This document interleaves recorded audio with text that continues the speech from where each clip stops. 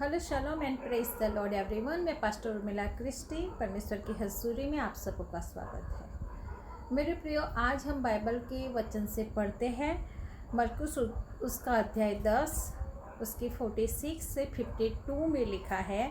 वे यरीहो में आए और वह और उसके चेले और एक बड़ी भीड़ यरीहो से निकलती थी। जब तिमाई का पुत्र बरतिमाई, एक अंधा भिखारी, सड़क के किनारे बैठा था। वह यह सुन कर के यीशु नासरी है, पुकार पुकार कर कहने लगा, हे दाऊद की संतान, मुझ पर दया कर। हे दाऊद की संतान, मुझ पर दया कर। यीशु, मुझ पर दया कर। बहुतों ने उसे डांटा कि चुप रहे, पर वह और भी पुकारने लगा, हे दाऊद की संतान, मुझ पर दया कर। तब यीशु ने ठहर कर कहा, उसे बुलाओ। और लोगों ने उस अंधे को बुलाकर उससे कहा, ढाढ़स बांध, उठ, वह तुझे बुलाता है। वह अपना कपड़ा फेंक कर शीघ्र उठा और यीशु के पास आया।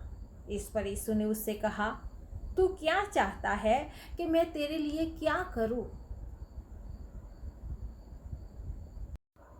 अंधे ने यीशु से कहा, हे रब्बी, यह कि मैं देखने लगूं।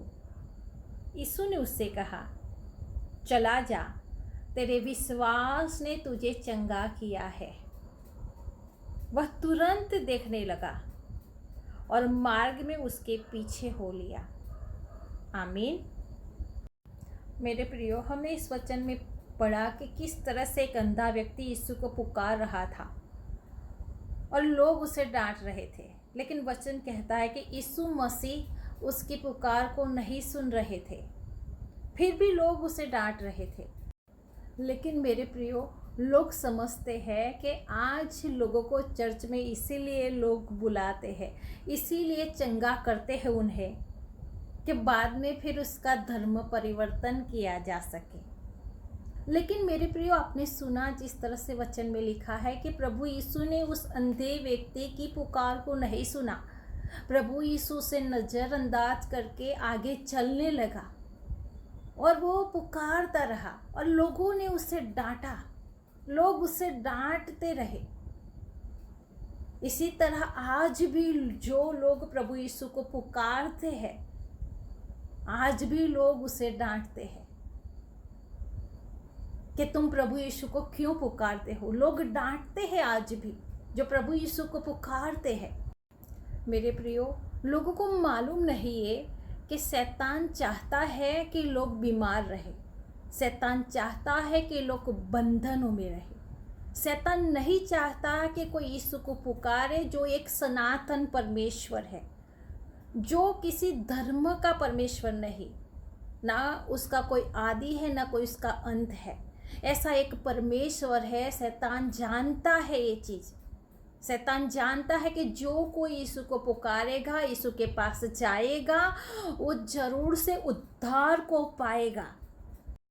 मेरे प्रियो, इसीलिए शैतान लोगों के बीच में होकर उनका विरोध करता है, अलग अलग तरीकों से उनका विरोध करता है, उसे प्रभु यीशु के पास जाने से रोकने की कोशिश करता है हमेशा।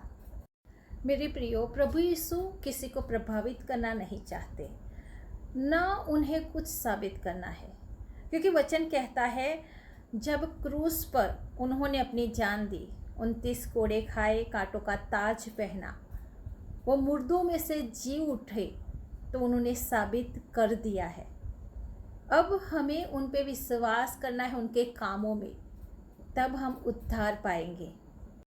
मेरे प्रियो, आज जब कोई भी व्यक्ति यीशु को पुकारने की कोशिश करता है, यीशु को पुकारते हैं, तो कई लोग ऐसे हैं जो उसे चुप करवा देते हैं, उसे डराकर धमकाकर उसे चुप करवा देते हैं। अगर वो व्यक्ति चुप हो गया तो वो प्रभु यीशु की दया को प्राप्त नहीं करता। वचन कहता है यहाँ पे, उस अंधे व्यक्ति ने, जब लोगों ने उसे डांटा तो उसे पुकारना बंद नहीं किया, बल्कि और जोरों जोरों से वो पुकारने लगा प्रभु को। और प्रभु ने उसकी पुकार को सुना और वो ठहर गया और कहता है उसे मेरे पास बुलाओ। प्रभु से कहता है तू क्या चाहता है कि मैं तेरे लिए क्या करूं। मेरे प्रियो 50वीं आयत में लिखा है वह अपना कपड़ा फेंक कर उठा। तो उसका मतलब है कि उस समय सरकार की ओर से एक कपड़ा दिया जाता था जो उसका लाइसेंस था, जो दर्शाता था कि ये एक अंधा व्यक्ति है और वो भीख मांग सकता है, उसका एक लाइसेंस था। तो जब प्रभु यीशु ने उसे अपने पास बुलाया तो वचन कहता है वो अपना कपड़ा फेंक कर उठा। तो वो मन से एक मन होकर विश्वास के साथ उसने अपने कपड़े को फेंक दिया। उसके मन में था कि अब मुझे इस कपड़े की जरूरत नहीं, अब मैं भीख नहीं मांगूंगा, क्योंकि अब मैं प्रभु यीशु के पास जा रहा हूँ, मैं उसका बेटा बन गया हूँ, मैं एक राजकुमार हूँ, मैं राजाओं के राजा के पास जा रहा हूँ, मैं यीशु का बेटा हूँ। अब मैं भीख नहीं मांगूंगा।